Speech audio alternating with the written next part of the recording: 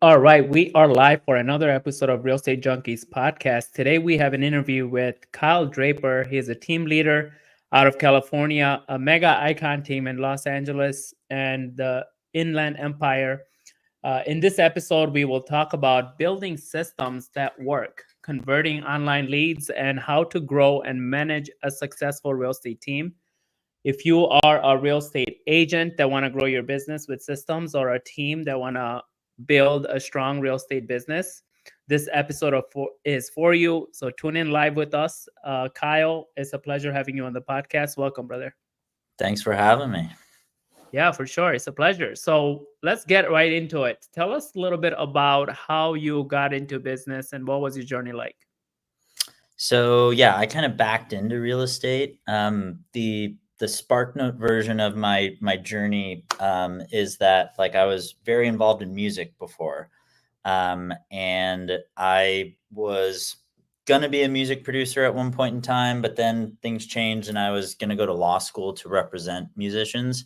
Oh, wow. Um, yeah, and so I just kind of had this epiphany though, like right before I was supposed to start law school, that I did not want to do that. I at the time was doing some music production with my best friend and partner that I built this music business with afterwards. And so I was like, this is too much fun, and I need to just kind of focus on this. And so I'm sitting my parents down at the dinner table, telling them that I am not going to go to USC Law School, which was like this huge mission accomplished kind of like end of a long arc that I had been on for a couple years. And they were both very supportive of it. Big kudos to my parents for that.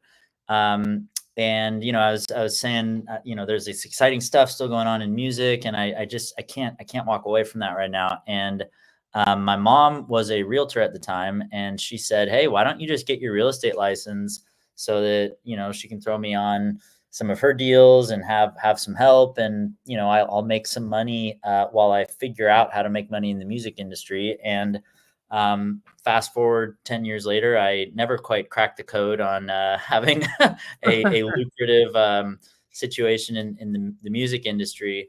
But yeah, that's how I got into it. And so we basically, like, I would sell houses to finance. First, it was building out our independent recording studio.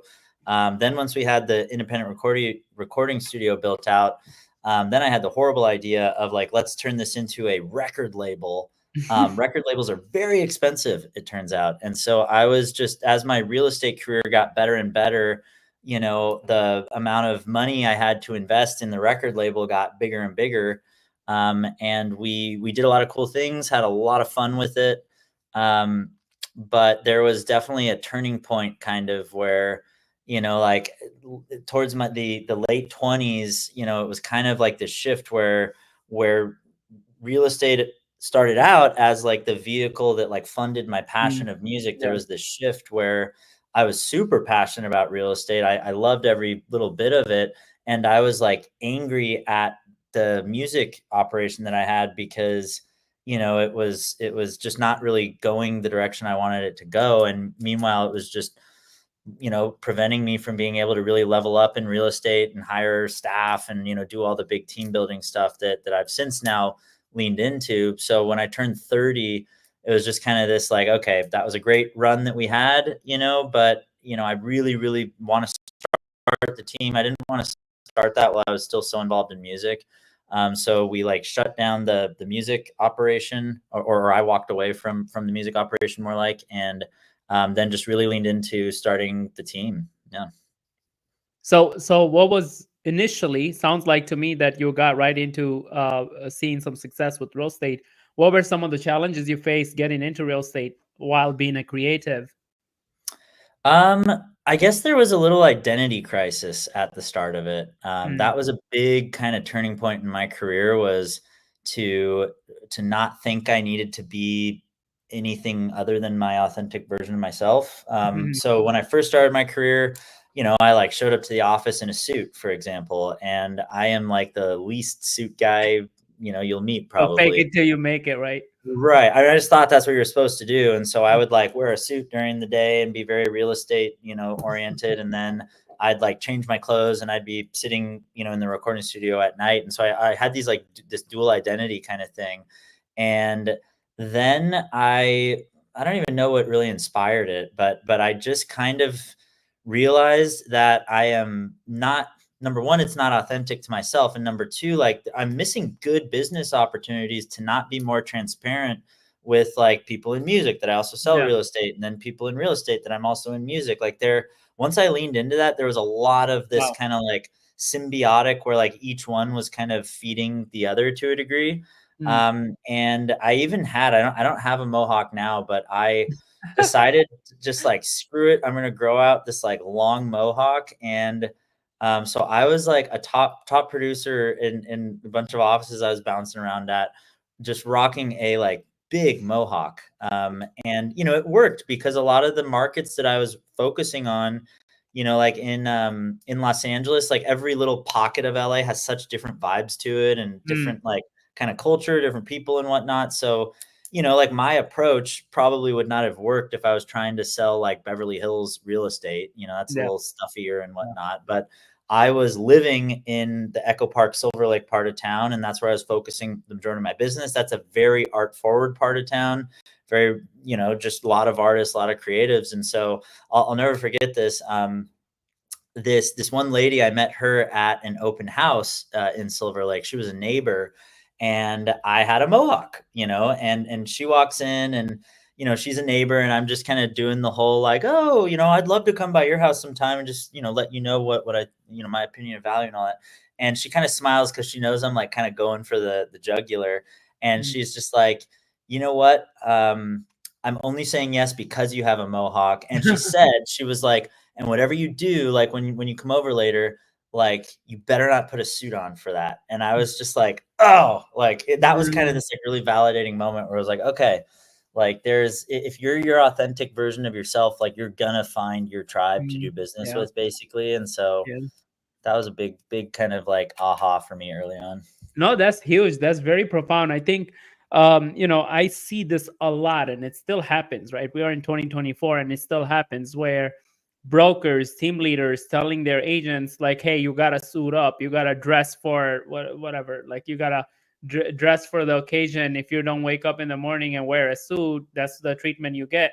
And we don't understand, or I guess, like, this is missed a lot, is that there are all walks of life, people from all walks of life that buy and sell real estate. Right. And of course, not everyone prefers that, right? And times are changing, right? We are not living in the 90s or the 70s where everyone gentlemen, right? Everyone is just suited up. Every professionals are suited up. Today you just have to understand that who is your audience. Now if your Right. audience is upper class, and Totally. they are educated lawyers, doctors, they probably prefer for you to be wear a suit, and you would also have to prefer for yourself to wear a suit at that point, right? But if you're Sure, not, totally. if you're not that type of person, you don't have to go get the business from lawyers and doctors, right? You go get business from people just like you, right? So that's very profound. Thanks for sharing that experience. Now, what initially inspired you to start building your own team? Like, why team? Like, sounded like to me you already seen success, you were successful yourself. How did building a team, I guess, benefit you in any way?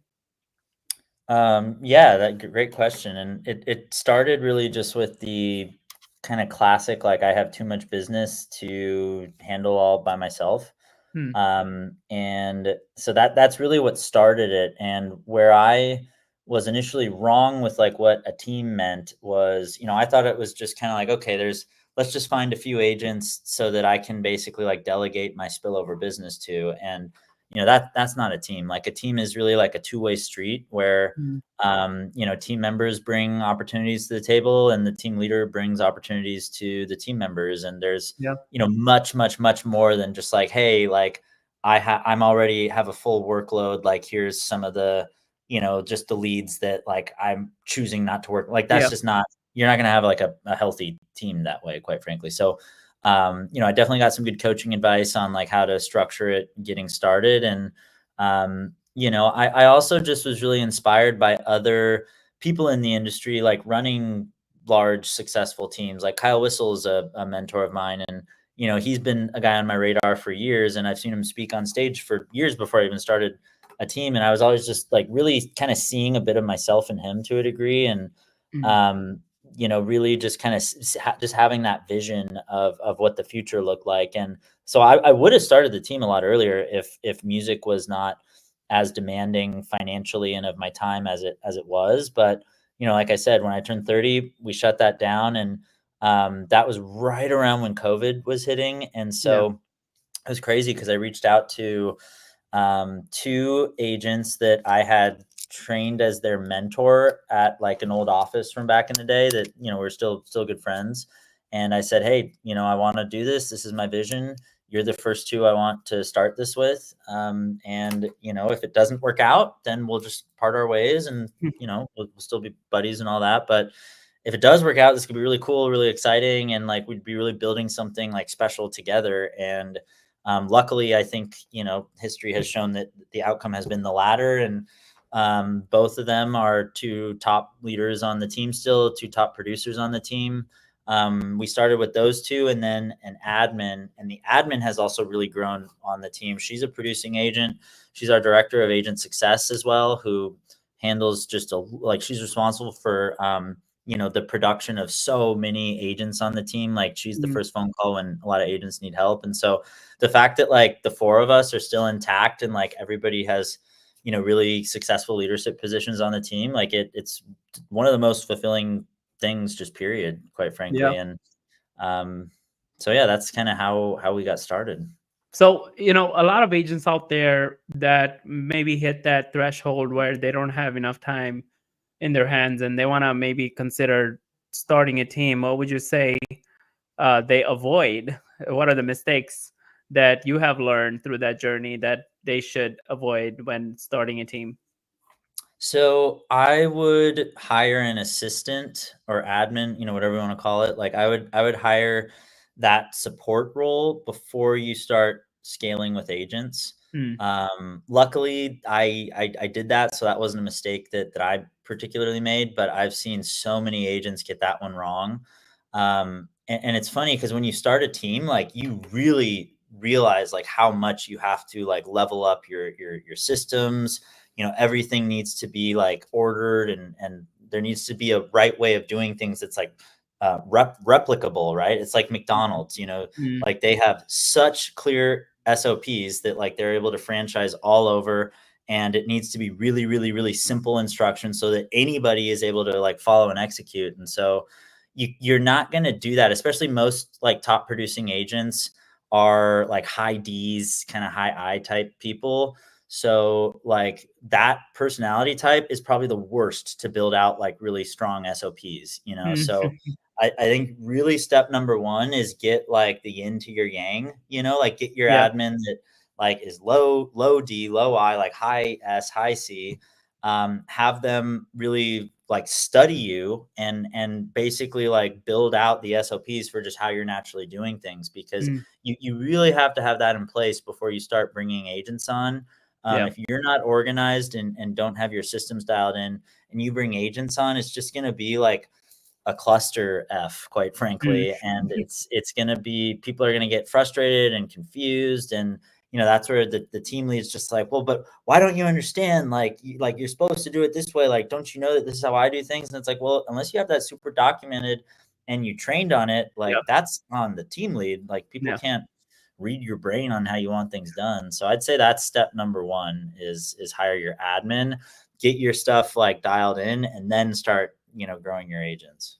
Yeah, for sure. It sounds like systems are crucial when it comes to running successful real estate businesses. So, what are some key systems every agent or team should have in place? I mean, step number one is you for sure need to have a dialed in CRM. We use Follow Up Boss. We love it.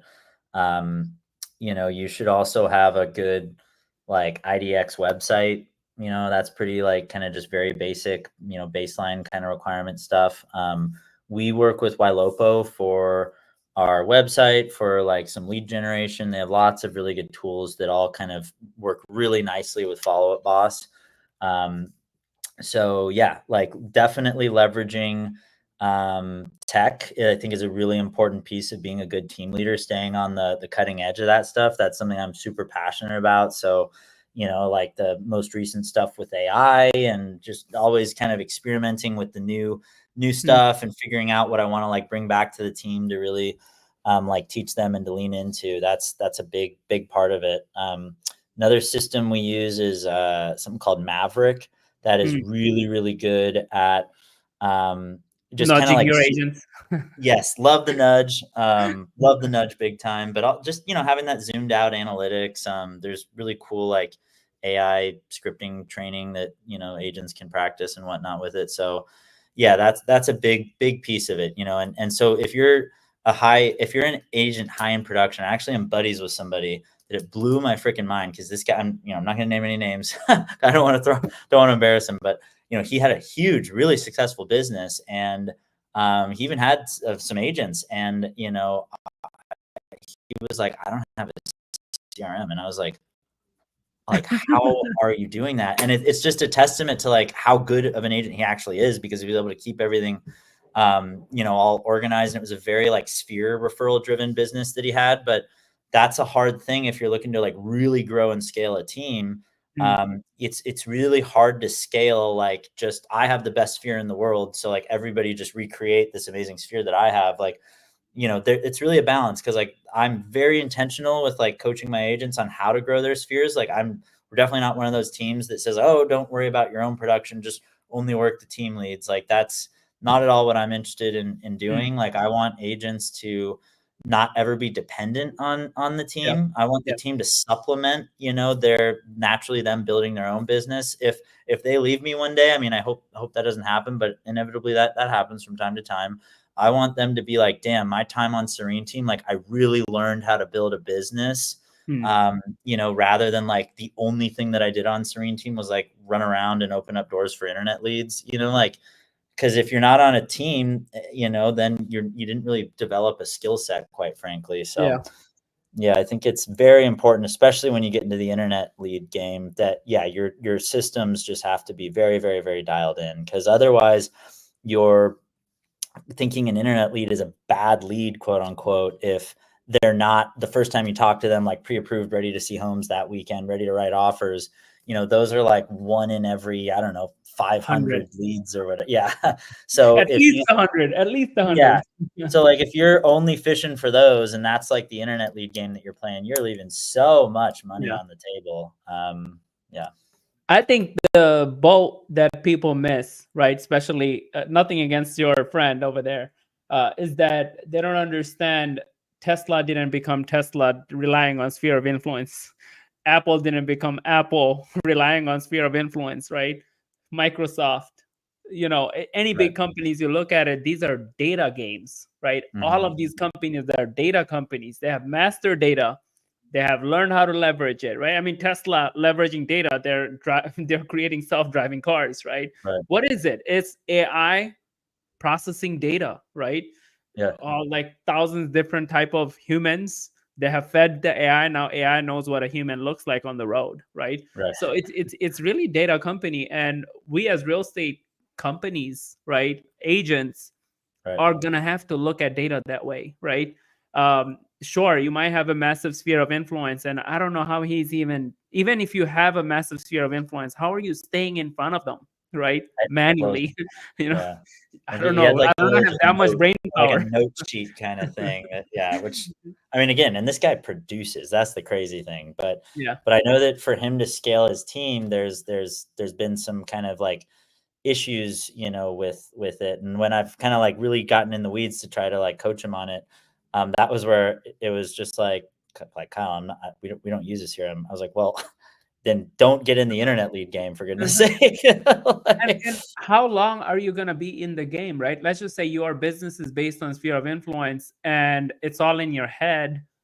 You want to build a team and you want to teach everyone else do the same thing, but when you do decide to stop producing, who's going to service your sphere, right? right, If they're not in the CRM, right? Like right. it's like you literally trap yourself in the game, right? You can't even Totally. take your game to the next level. You can beat the boss. Beat the boss. Get the CRM, beat the boss, right? And go Right. to the next I love that. Yeah, true. Now, you mentioned online leads, right? And I have an obsession with online leads. So, what are some top strategies you have used to convert online leads into actual clients, right? Like, I see real estate agents like, oh, I want to generate leads online. I want to work with strangers, right? They're so excited about it. They get started. By the time it's third month, they're hating it, right? Like they're like, Mhm. online leads suck, right? None of these people are qualified, and they're trash, wrong numbers, blah blah blah, right? So how can agents improve their conversion rates? Great question. And the first thing I would say is like you just have to have a realistic expectation with online leads, right? So like the agent that is like, oh man, like one of these leads was total garbage and it was like a fake name or some like swear words in the name or whatever. Like, yeah, of course you're gonna get a degree of that. That would be like saying, hey, door knocking doesn't work because like I knocked on 50 doors and like, only one person like kind of engaged with me. It's like, yeah, you're like door knocking still works. Like every single person that you speak with isn't gonna, isn't gonna be a closing. So you just have to understand kind of, that like it's a numbers game and volume and all that. And the second piece, like we were saying earlier, is being prepared for them to not be ready or really even wanting to talk with you right at Mm, that moment, right? Like different leads come in at all different stages of the buying process. And certain lead sources, there's like heavier connotations with being like top of funnel or bottom of funnel, but you get a lot of top of funnel still with bottom of funnel lead sources like could you Zillow. explain? A lot of people don't understand that, like top of funnel, bottom. Absolutely. Yeah. Absolutely. So I'm gonna give you a little visual thing here. So like so here's the funnel, right? Yeah. Transacting is down here. So like what everyone wants is to speak with a buyer. Let's just talk buyers for now. Like a buyer who's down here. Because if the Mhm. buyer's down here, this means that they're a whole lot closer to transacting. They're probably going to be a lot more willing to like speak with an agent, and that's nice. But typically speaking, these leads are very expensive bottom of funnel. It's really Yeah. hard to scale bottom of funnel, especially if you're like paying out of pocket for them. And I will also say that bottom of funnel leads can sometimes be the hardest to like build a good relationship with because they're talking, if they're down here and you're talking to them like through Zillow or whatever, they're talking to a lot of other agents probably, Yep. Yep. and so it's really an uphill battle of how do we differentiate ourselves so that the lead is looking at us not as just a door opener where Yep. we like have to like cross our fingers and get lucky that like we show them the house that they're excited The about, right house, the right writing an time, the right offer on. day. Yeah, exactly. The NAR settlement, I think, does help with that to a degree because, at like to show properties, you do need some degree of an agreement. We could Mm. go off the deep end going into that whole thing right now. So I'll keep it back to this. Yeah. So there's really, to me, like I like leads really at every stage of this because a Yep. more top of funnel lead, I like those a lot because they are, first of all, they're cheaper to acquire. Like Mm. top of funnel might be like pay per click or like a Facebook lead or something like that. Those leads are more like starting the process. They're like starting to explore and whatnot. So a really good value, piece to deliver to leads like that is going to be just educating them. Yeah. I really built my whole career on first time home buyers because it's such a great trade with first time home buyers where you trade knowledge and education and just like giving them reassurance that like there's a path forward that makes sense. Like if you can educate them, they give you their loyalty back. And this Yeah. was like long before NAR settlements and buyer broker agreements and all that. So like that's awesome. And you don't even need to necessarily talk to somebody up here. And quite frankly, they might not want to talk to you up here because Mm. they're not ready to transact yet. So they Yeah. probably are going to be avoiding, that conversation with a salesperson, just like when we, walk into a furniture store and we know damn well that we, are there to like, buy the sofa or whatever. The salesperson comes up to us and we push them away. We say, oh, we're just kind of looking for right now. And the salesperson's smart. They'll keep kind of an eye on you, Mhm. but like give them the space. And so that's pretty much what we do with our system. Like when a new lead hits our system, we for 14 days we try really hard to get on the phone with them. There's all sorts of like AI stuff happening and drips and automation. Like there's a lot of stuff going on in the background, but Hmm. we are like proactively like trying to, whether it's a text conversation, Engage phone them. conversation. Yeah, we're very proactively trying to engage. If we don't get a hold of them though, that's fine. That is Mhm. totally fine. We then back off because we know that like our Ylopo follow-up boss combination is going to do such a good job of showing us when it is time to jump back and be aggressive again with trying to get in Mm. touch with them. So, what does that look like? We have property drips that are being sent out on a regular Yeah. basis. So, if they start engaging with our drips more often than they were previously, the system's going to notify us, and then the agent's going to know, oh, they ghosted us 3 months ago, but their behavior has changed now. Mm. Yeah. So, like, that's basically them hand raising. We're going to jump in and we're going to have a much better opportunity to like engage with them the way that we want. There's AI texting. That's another just kind of like lure in the lake, if you will. Yeah. You just kind of have all these things going and you see which one gets a bite and then you jump on it. Social media advertisements. So anyone in our CRM whose email address is the same that they use to register with Facebook and Instagram, Yep.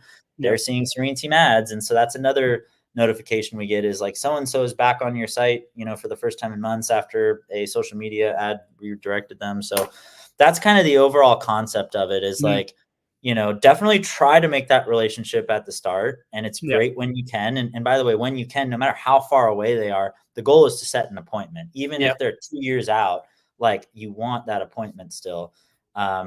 Just as an educational thing, make sure you've got the right path and all that. So, be very appointment driven for sure, but then just let them have their space, and Mm. we call it trusting the tech, where yeah, we'll know when it's time to jump back. Yeah. I think the biggest mistake I see real estate agents make is what you mentioned, setting expectation, right? You can't expect, it doesn't matter what the source is, honestly. Like, even if it's a PPC lead where someone is looking for houses in, LA, right? They could be like very top of the funnel where they're remotely thinking about it and they don't even know what neighborhood they want to be in. They're just like out of curiosity looking at it. They might be 2 years out, right? So knowing the fact that no one gets online with the concrete intention that today I'm going to go find the right house, talk to the right agent, talk to the right lender, figure out the finances, go see this house, make an offer, get under contract, start the process. No one does that. No, it's unrealistic for you to expect that. So know that someone's browsing, especially Facebook, Instagram ads, someone's browsing on the internet on their toilet, Right. on it could be in their rental home where they're getting evicted from, right? So if, and you're expecting that person to be pre-qualified looking at houses and Right. take you out and make an offer on that house, right? So the way I look at online leads and what we teach inside of Academy is that this is the stream of opportunities you create for future business. This Yes. is Well, not now business. You want now business, go talk to people that know you, like you, and trust you today, right? right. Because those Right. online strength, sure, I have closed deals that we generated online within a week Yeah. through email, didn't talk to the client, didn't even see the house myself, right? Through COVID. That could happen, but that's like one out of 1,000 deals I close, right? That's like unheard of, right? So I think just setting that right expectation and knowing, okay, where are these leads gonna be when they come in, and what would be the approach. The second thing that you mentioned is knowing the approach that you need to take, right? And that 14-day engagement sounds like you've been coached by Del Arshkedin or Barry Jenkins. Mhm. It's just like when you generate the lead, the first goal is engagement. To know what, to sell them a house? No, to know where they are on the funnel, right? That's the Right. goal. Like, that's the Right. main Right. objective. Where are they on the funnel? If they're middle of the funnel, you're going to educate them. If they're top of the funnel, goal is to keep them engaged. If they're bottom of the funnel, give them incentives to fall off the fence and get to you, right? Because Right. there because they're tunnel vision at that point. When they're bottom of the funnel, they're tunnel vision. Like, they know what neighborhood they want to be in. They probably already figured out finances. They have talked to 3 other agents. So now Right. you got to give some type of incentive to get them off the fence and come to you instead of you having to chase them because everyone else is chasing them. No, I No, love well it. I said. love that. I love that. So it's sounds like to me that you're deep in the weeds with online and lead generation, and also running your team on that. So what are essential qualities you look for when, recruiting agents into your team, and how do you ensure that they stay motivated and productive with everything that you're offering them? Yeah, no, another great question. So we've really been like kind of over the course of Serene Team, we've like had certain approaches to recruiting, and it's like very, very different right now. And I guess at the start of our team, I was like so particular with like each agent, and I was like really handpicking and just being so methodical with putting the team together. And we were growing at a tough pace, I would say, with that strategy. And just a quick background too on the team is like we started really small and kind of like a little micro team, and I was like heavily involved in the production, and that does not really work. And when I say heavily involved in production, I mean like every lead was like partnered with me and one of the Mm. agents, and I was doing a lot of the work, a lot of the negotiating, a lot of showings and whatnot. And so you can't scale that, right? Yeah, of course. We hit a kind of breaking point around like 7 or 8 agents where it was like, this is just impossible. And so, that was where I met a new coach at that kind of chapter of our growth. And, he was like, your biggest problem is you need to recruit, and you need to recruit like aggressively. Sounds like John And Sheplick. it was a bit of, yeah, similar, very similar Okay. concept. Yeah. Not John, but very similar Okay. concept. And my coach is Joe Valado, great guy. Everyone should look him up. But anyway, so yeah, it was like, let's hit the gas pedal a bit harder on recruiting. And that means just being a little more liberal, I guess, with like giving Mhm. people opportunities. And what we're looking for is somebody who is full time. If they're not full time, like the part time job really cannot interfere with like the Mm. day. Mm. So like if somebody's a server or something like that, like, or they have a night gig or something, that's okay getting started. Everyone needs some degree of like financial stability Income. because Yeah, yeah. yeah, it takes time to get into production as a new agent. I totally get that. I really like it if there's like prior sales experience. Mm. That's really, really important. I think so many agents get into real estate because of reality shows, or an Instagram post they saw a realtor make where they handed the keys off and it was this beautiful moment. And the reality is that to have the opportunity to deliver our service, Mhm. this is sales first. And so I make that very clear to people that like, I'm going to force you to call your sphere of influence, and I'm going to force you to ask them for business. And how do you feel about that? If I had So some setting agents the who, standard at the door, right? oh yeah, I had Mm. I remember this one agent, he joined and just was refusing to reach out to his sphere, and he just said he was uncomfortable to do it. And I was like, I wish you all the best, but like, I can't have you on this train anymore because that's, Yeah. you're, good luck kind of a thing. Mhm. So what we have gotten a lot better at is trying to. So we give people opportunities, but we now have a 21-day challenge. And so if you're a new agent, before you're like fully kind of like initiated into the team, signed mentor, all that stuff, you need to like just show that you're willing to like put in the work. And so Mm. this is just an effort challenge. It is not results oriented. It is just Mhm. effort based. For that 21 days, we want to see a total of 300 call attempts. So that's Wow. not hard at all. That's 20 call attempts a day when we're talking about 5 days in a work week.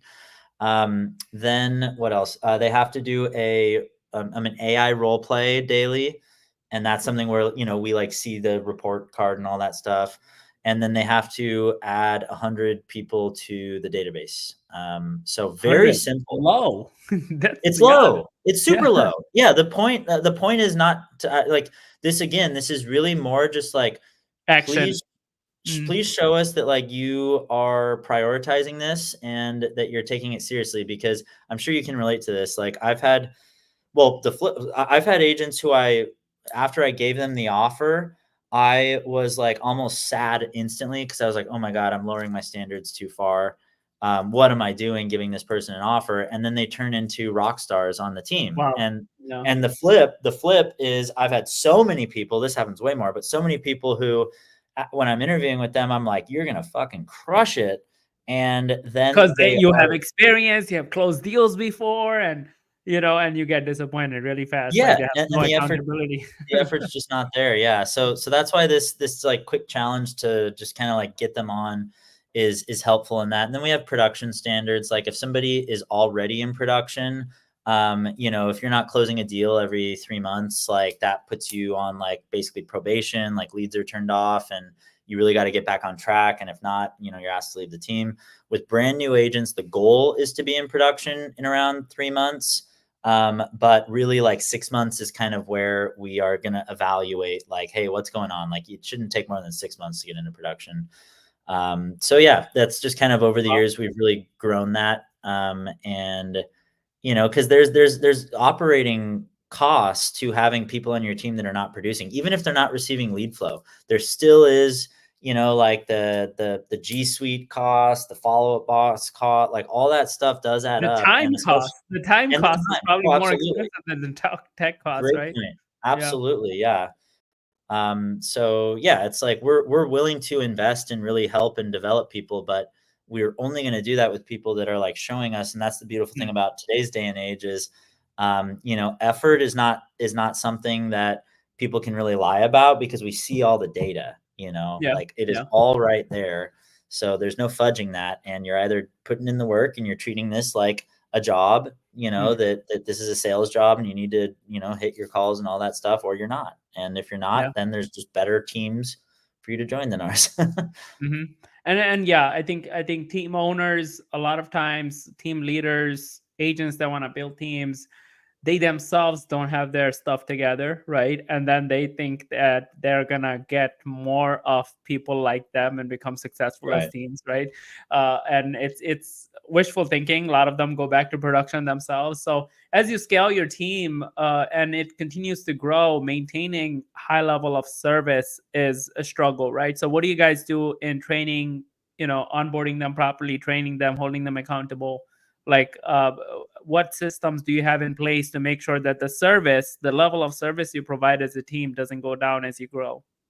That's a really good one. That's something that we kind of had an inflection point with recently because I had a vision, and I'm going to preface this with I'm sure there's like a few exceptions to what I'm going to say where like this vision is working well, and Yeah. I think that's great for those teams, but it did not work very well for us. So our this vision I had was I want um, our escrow process to basically be where like the agent like puts the deal under contract and then just like passes the baton off to our transactions department.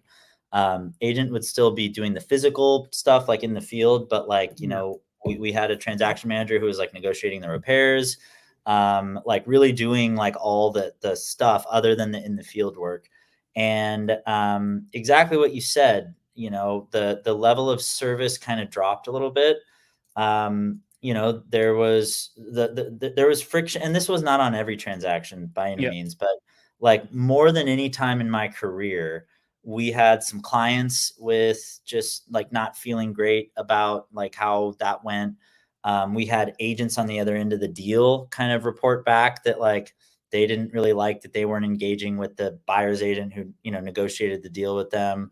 Lender partners, really, really just a lot of agents on the team even who really were uncomfortable with the model. Some loved it, others did not at all. Yeah. And so that was really a big kind of like moment where it was like, look, we're putting up really good numbers, I mean, it's all relative, but for our team, like we're definitely like, we're growing the way we want to. This is going to be a breakout year. We'll do over 100 deals. We've never done that before. So, we were excited about that, but Yeah, just for with a your lot of, market, 100 deals a lot. I mean, for our market, 100 deals, like, did you sell all that yourself?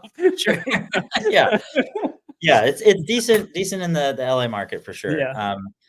But it really, really was like this moment of, okay, like, it's one thing to try something out. I was even kind of warned by some of my mentors, like, be careful with this idea. 'Cause everyone kind of has the idea to try it, and a lot of times Yeah. you then kind of have to dial it back Yeah. because like the client experience is first and foremost. Like we Mhm. will not continue to grow the way that we are if we're not like keeping that white glove, really, really, really nice client experience going. Yeah. And so just and even just when you put yourself in the perspective of that, like the client has such a relationship with their agent, just speaking buyer stuff specifically here, but like they've just been working with this person for months, built such trust, built such rapport, to then kind of have it where it's like, hey, here's this new person that you don't know yet, and they're really going to be the most important person in this deal moving forward. It's kind of like, whoa, like Mm. what? And then that person is more interpreting an inspection based off of the like PDF report that they get a few days later versus like, they weren't there asking the question. So there was just a lot of kind of like cross Mm. stuff going on. Miscommunication and missteps. Yeah. Mhm. Yeah. Yeah, so that we've dialed back, and it's really important because yeah, you're exactly right. Like as you grow, you have to maintain what made you special in the first place, Mm. and that as a team leader is something I like protect very rigorously and constantly No, monitoring that. I love what you said. That end of the day, I think I see this a lot, especially when teams grow, right? They shift from client service to agent service, right? Because Mhm. let's be real, right? In mega teams, agents are the customer, right? Like Right. let's say this out loud. And Yeah. and they lose sight that, hey, if clients are not doing business with us, we won't be in business, right? Doesn't matter how great of an experience and culture we create for the agents, if clients are not happy and they stop coming back for repeat business, we will just have to keep going buying new leads, right? Keep buying new strangers and feed the agents, right? So Yeah. I love what you said, that client service comes first. And I guess like accountability, like what are you guys doing for accountability for the team? Yeah. I mean, there's performance standards like we were talking about. Yeah. Mm. We have our The director of challenge, all. the onboarding challenge. Yeah, Yeah. exactly. There's that. We want to see, again, this is like a really low baseline number, but we want to see at least 20 conversations a week. We want to see at least 2 appointments met a week, just like very, very baseline, performance expectations. And then our director of ops is meeting regularly with people, making sure numbers are where they should be and whatnot. Um, so yeah, that's like you have to Mm. have your standards, and Yeah. it was interesting because if the standards are not enforced, then they are more suggestions, rather than actual standards. As a quote from Kyle Whistler yesterday on Yeah. stage, but it really, really resonated with me. Yeah. Um, that yeah, you just have to have that, whatever it looks like for your organization. Like it could be different. And I think another piece too is like every agent's going to be a little bit different. So like there's like baseline requirements for your Mm. organization, but then if somebody is really, when you're meeting with them and they're like, I want to make 300K this year, and so that's like, all right, you gotta really pick it up, you gotta crush it. So then we'll hold you accountable to like these new standards that you've built for yourself, even though those Mm. are not the same Wow. standards that you would put for That's like more the baseline for the whole team. So and I think that's important, is like, meeting your agents with where they're at kind of in their yeah. journey. Yeah. Your top performers are not going to feel great if you're not pushing them, and At their obviously, level. Yeah. right, exactly. Mhm. Meet them at their level, and obviously the rookies, can't be held to the same production standards as your rock stars. Mm. So, Yeah. it's just kind of understanding that nuance and making sure that everyone's being challenged and supported properly. So how has running the team and growing at the level that you're growing with your team, like, are you still in production? What is your business looking like right now and your day to day? Yeah. So I am now back in production a little bit, which has been amazing. Because I pulled out of production, and I just, it quite frankly, financially, like me pulling out of production, um, like negatively impacted my bottom line. Like Wow. it was Yeah. it was it And it was takes like, a lot to actually admit that, and going back is hard.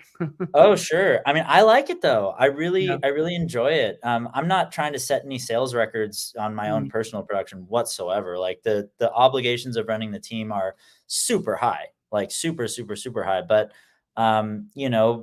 being able, especially with all the support staff that we have, and Yeah. agents are spread out all over Southern California. So if there's like a buyer that I want to work by myself, rather than bringing a partner on for 50% of the commission, I can pay an agent $50 to like open up a door for me, because we're in escrow and the contractor, like things that are still allow me to be protective of my time where I'm not driving around town all day, because I just don't have the ability to do that. But we have really good transaction staff, right? And so like listings are very simple, to do on my own. And buyers, I'm very selective with which ones I think make sense for me to partner with somebody on the team with versus work on my own. But that's been really, really, really helpful. And we implemented that earlier this year. And, it's really been the difference of me feeling really, really, really good about like running the team and being a team leader versus, this like, and I'm sure so many team leaders can relate to this, where, you're like, damn, I am working so hard. I'm accountable for so many different people. I'm managing so many different personality types.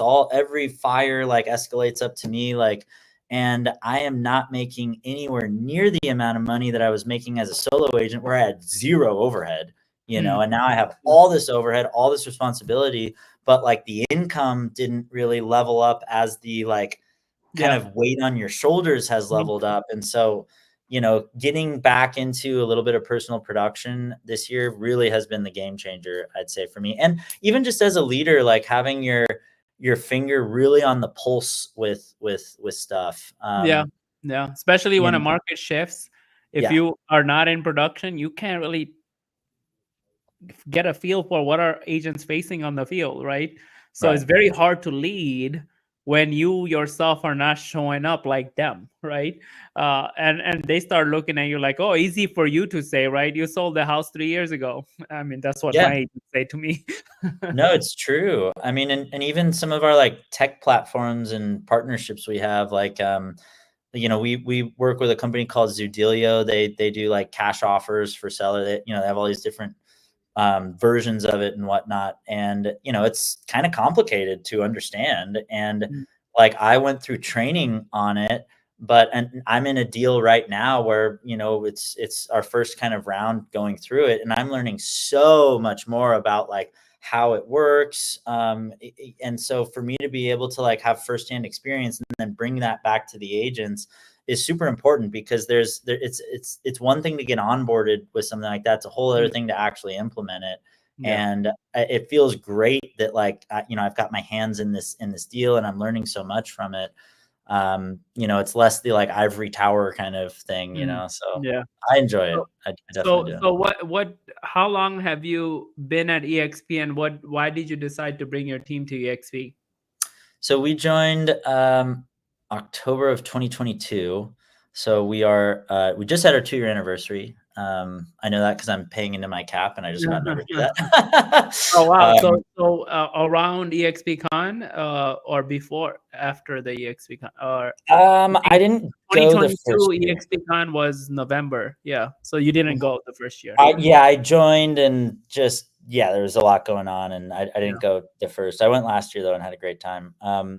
But yeah, the reason why we joined, so I was at a boutique firm before, and things were just like kind of rapidly deteriorating there. But before they started to rapidly deteriorate, I had met Mark Pattison, who's my sponsor at EXP. He runs Porchlight down in San Diego. They're a absolute juggernaut of a team. And he was just very, very, very casual, I guess you could say. Like, he is not like a recruiter. He'll be the first to say that. He has a great downline just because of who he is and the value that he provides. And like, I really like that approach. That's kind of resonated to my approach with it. But, he just started to very casually start putting me in like certain masterminds. He has a really good one, and I was getting more value out of that than anything in, the, whatever it was, 6 years or so I was at my prior brokerage. Putting me on the fast forward Zoom. I think this was right around when the rates were starting to go up back in like spring of 2022. So it was this kind of just like, this realtors were just on hyper alert. And I was just so impressed with like the messaging that like Dan Beer and Kyle Whissel were delivering. And I didn't realize that it was all EXP, which was really funny. I just thought they were like these random masterminds. And when I was in Mark's, like his is a lot smaller. And so I was just like finding people on Instagram that were like on it. And I was like, wait a second, am I the only like person who's not in EXP on here? And so then I like texted Mark and I was like, are you trying to recruit me, bro? And he just kind of like laughed and was like, whenever you're ready to have the conversation, man, I'm here. And so we were kind of like flirting, so to speak, for a little bit. And in my head, I was like, oh, wow. Because where I was at before had no cap or anything like that. Wow. And I knew that it No made cap. more sense. This Yeah, is no such cap. thing in this market. Don't even get me started on Vikings. But yeah, so it was clear to me that like the team was going to do a lot better if we were to like move. I just didn't really know when we were going to move. And then when things started to deteriorate, it was just a very quick, I was like, Mark, I'm driving down to San Diego, bro. Like we're doing this tomorrow kind of thing. He was like, Wow. come down. Yeah. So how has being in EXP has helped you grow so far? Oh man, just tremendous. I mean, let's see. When we joined, I think we had maybe like 8 or 10 agents, maybe something like that. We're at 43 now. Wow. And so it's been tremendous because where I came from before, I was like the big dog, which is And then great you for came when into in the sea. It's like, wow, I'm the smallest fish. exactly right. And so yeah, it was my ego was, satiated being the big dog over there, but like I was not learning, I was not really growing. And then I just got introduced into this world of like just juggernaut teams. And I was like, oh, this is so cool. And just the concept of like R&D, rip off and duplicate, like Yep. that has been amazing. Just the ability to mastermind with the best in really the world, I guess, like certainly our country, the best in the country. Like that's just so different than, networking with your like local brick and mortar office where Yeah. like, nobody's like the big dog when you extrapolate like super wide. And like, it's just been really great. And then I had no clue that like, especially being a team in LA, like there's not that many like big teams in LA really in EXP. So just the ability to grow my team from other people being like, hey, I have this person in my downline, they're looking to join a team. Can I link you up with them? Like we've grown a lot through that. Having your own office when you're an EXP agent, I did not realize the benefit of that. So, like we have our own Serene Team office and we've since become an official branch of EXP, but it's been really great because that kicks your SEO into top gear. I get agents who call me and they're like, hey, is this LA EXP? And I'm like, yes. Yes. and then there's sellers who, think they're And then you calling. find out it's a new EXP agent. Don't know any better, right?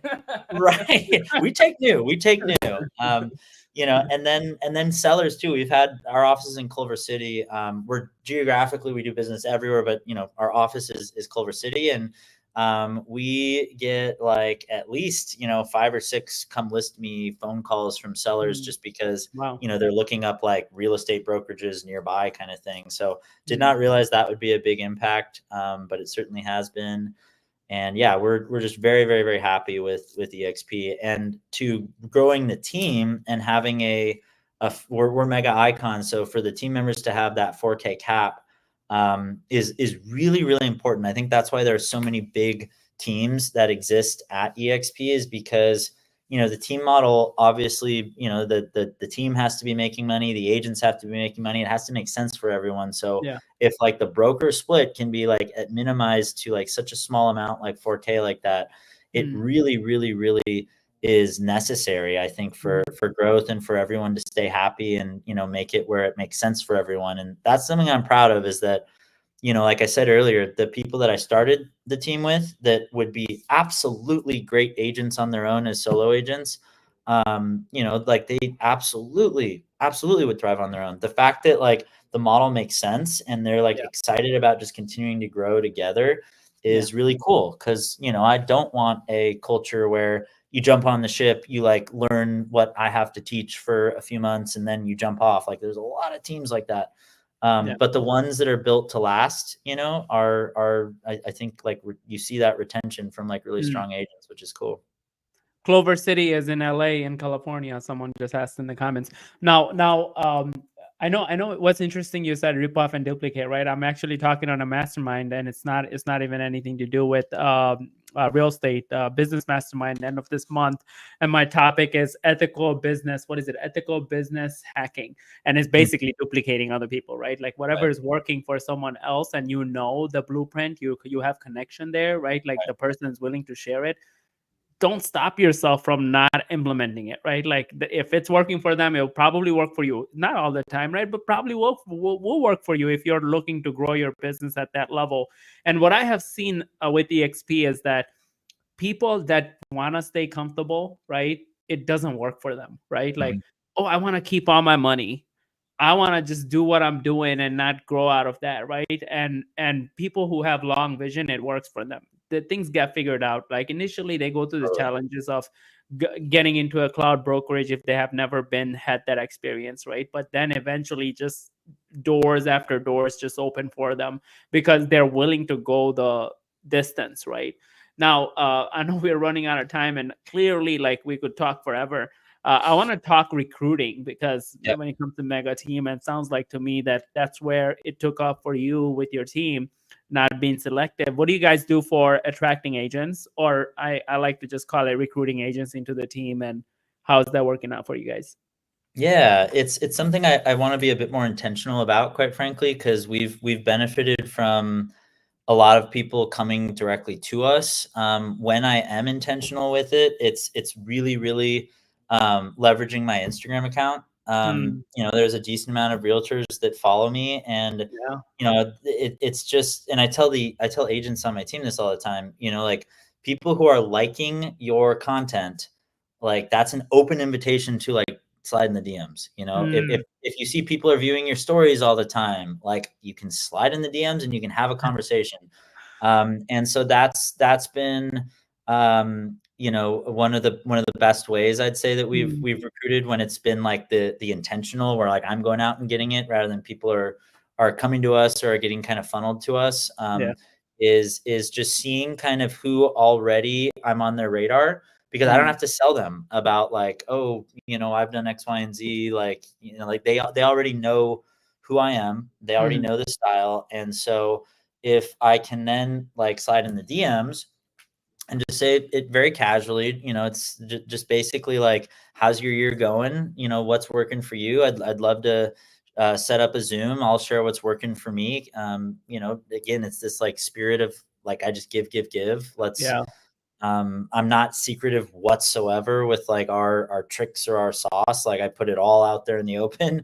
I'm willing to share it with anybody. And so that has been pretty productive, is, just having like, casual talks about what's working and what's not. And inevitably what's working with us is going to be like showing them pretty cool systems and Yeah. tech and, online lead sources that a lot of agents are attracted to. So Yeah.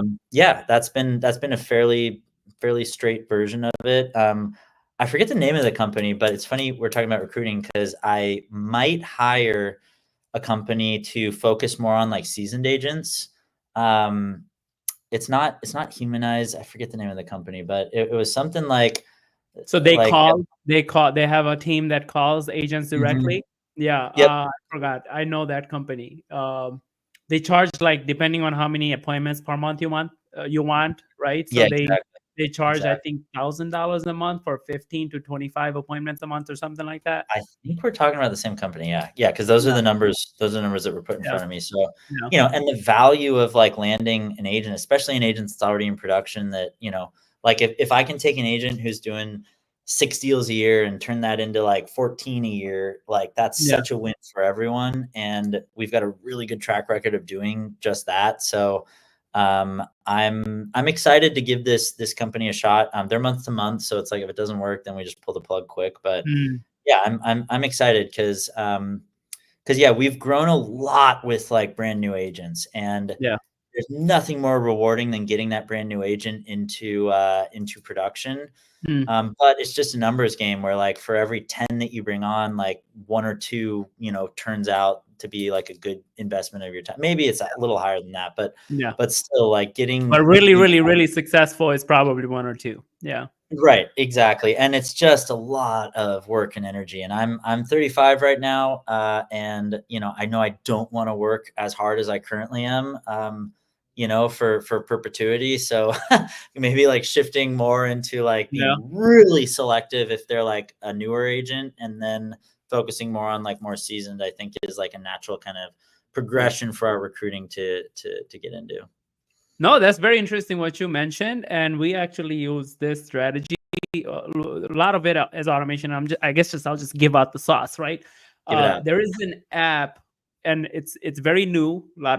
People don't know about it, and I don't know how long it's gonna work for, but it's been working for us for like crazy. I don't have a lot of followers on social media. I don't. Right. So what this app does is called Social Mize. Okay, Social Mize. What this app does is 7 to 8,000 reactions a day. So it uses your profile to view, I think, 3,000 stories a day. Whoa. And react to another like 1,000 posts, and then another 1,000 stories a day. So you know how people have polls? It will just go automatically respond. So, and you could target like real estate agents. You could target hashtags. You could target someone else's followers. You could target Tom Ferry's followers, John Chapek's followers. Like, you know who their followers are. It's going to be team leaders and agents, right? And so what happens is that these agents you're not following, or they're not following you. So when they see you react to their content, they follow you. So there is an automated message that goes out when they follow you as an welcome DM. Hey, thanks for the follow. What I ask is how long you've been in business. When they respond back, so what we use is high level. So with high level, we have closed bot integration. It's an AI conversational bot. So once they respond back, closed bot has objectives of what I wanted to ask, right? Wow. What's working for you in the business? What are your biggest challenges right now? Have you considered getting help on that? Would you be open to a conversation? And it books an appointment on your calendar. Whew, that's fire. Yep. So that like the same strategy, what you're doing, but automatically, right? Not, yes. I'm getting, I don't know. We've been using Social Mize for 2 months now. So before that, what we would do is my VA go do the likes, reactions on other people's posts. So when they respond back or when they follow us back, we would do that automation through high level and close bot. But now it's with Social Mize. I don't know how long it's going to work for, but it's working right now. And you get, man. I don't know, I'm getting 50 new followers a week that are targeted followers. Like these are real estate agents. That's who I want, right? So real estate agents can use it. You could go to your favorite restaurant and target the restaurant followers, and your favorite cities, your favorite hashtag of the cities, right? Whoever's posting on that hashtag, it will react with their post. But no, social media is a game changer. I mean, we're pulling high 5 figures. Like we're almost at 6 figures a month right now with our high ticket coaching program, all organically through social media, and it's a game changer when you realize the power that you have at the fingertips, right? Like literally my whole business runs out of this phone, right? And with all the other tech that attached to it, right? But anyway, like where do you see future of, last question, okay? I promise last question, but I had a lot more to ask. Where do you see future of real estate teams going? Like, where do you see where is this team business? What's the future looking like for teams? And how can agents or team leaders prepare for the changes to come? I mean, I think it's just going to continue to go down the path that we're on right now, that we've been on for, I don't know, like 7 or so years, where like, I mean, we have 43 agents. Like that is more of a brokerage when you think about it. Like, you used to associate teams with there's so many like boutique brokerages that can't even produce at the level you are with 43 agents. Yeah. Right, exactly. Then and it's all relative. There's teams that have 100 agents. There's teams that have 1,000 agents these days. Some of the biggest teams are like four-digit team members. And so like it just makes so much sense really when you think about it, because teams do like different than a brokerage, where brokerages historically like don't really provide leads. It's like very basic training. Like maybe there's some systems being provided, but like now with like a top team, like you are getting plugged in as an agent. Like you are just jumping straight into it. You're benefiting from lead partnerships that you would not be able to put together on your own as like an agent. Even a high producing solo agent, a lot of these lead partnerships would not be accessible for. The systems that we run, like it would not be financially responsible, quite frankly, to have every top tier system that helps and gives us the edge that it gives us. The staffing, I mean, it's like, it is just so, it makes so much sense for agents to join teams these days. And I just think that's only going to continue more and more. And with brokerages like EXP, it just makes so much sense. I remember that when I was interviewing with Mark about joining, and it was clear where his business was, and how many agents he had and all that. I was like, have you ever considered like forming your own brokerage? And he was like, why the hell would I do that? Yeah. Like the only reason would be an ego play. Like if I didn't like that, I had to say, speaking in Mark, like Porchlight, is brokered by EXP Realty.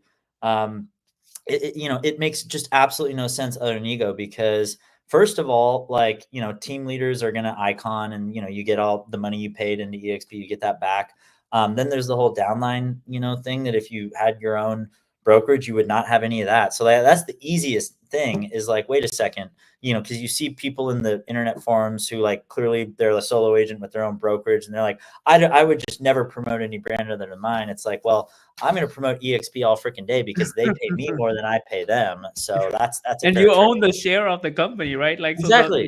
So the more promotion happens, more agents join, more people sell houses, more the stock prices go up, more I get rich. Exactly. And I don't like, I mean, I like compliance. I'm not going to say I don't like compliance, but I like that we have EXP's broker making sure that we are compliant. And that's not something that is on our plate. I don't have to worry about, right? Yeah. Yeah, exactly. Like we know we're going to have that like quality check. And of course we have our internal, compliance people and all that, but like just knowing that it's going to EXP to make sure everything is buttoned up. I love that. I would have to pay way more in E&O insurance if I were, doing this as a broker. So I really think the cloud brokerage team model is where we're just going to continue to see that growth happening. And we're, as team leaders, we're able to like make quick and nimble kind of calculations and decisions that, to kind of ride the flows of what's going on in the market, the NARS, all this stuff. So I don't see it changing. I just see it continuing to get bigger and bigger. And, right now it's like pretty impressive when you hear of a team with like 100 agents on it. And maybe in the future, the 100 agent teams are going to all be leveled up to 1,000 agent team. You know what I mean? It's like, I just see it getting bigger and bigger. Yeah, I see two types of agents in the future. One that is equipped to be a team, and one that is employed by a team. Right. Yeah. There is like where we are going, if you think about Lyft, Uber, right? It's like there is no independent business. So they think they're independent business owners, but they're really on the payroll of Uber. If they do the math, they'll find out they're probably making $20 an hour at best, right? Even though they have the flexibility and all of that. But they don't have the infrastructure, the reach to the consumers to be able to be independent. Like they can't say, oh, I'm not going to log into Uber anymore and I'll still make the same amount of money. They can't, and that's what's going to happen to real estate. And, Zillow probably could become the new Uber of real estate, right? And they could have, Redfin is the model that's showing us that it is possible, right? It's not there yet, but it could happen. But man, I appreciated all the value you had to contribute to our community. And obviously we could talk for life. So I'm looking forward to EXPCon for sure, man. Let's connect and, let's have some fun out there. I would love to do that. Hell yeah. This was fun. Thank you. Yeah, for sure, man. All right. I'll see you at EXPCon then. All right. Peace. All right, Tashina, thanks for joining in with us and listening in. And those of you who are listening in, as always, these episodes are sponsored by Boss Agents Academy, where we help real estate agents, team leaders, brokers reach more people, close more deals, and create freedom. Until the next one, see you guys in the next episode.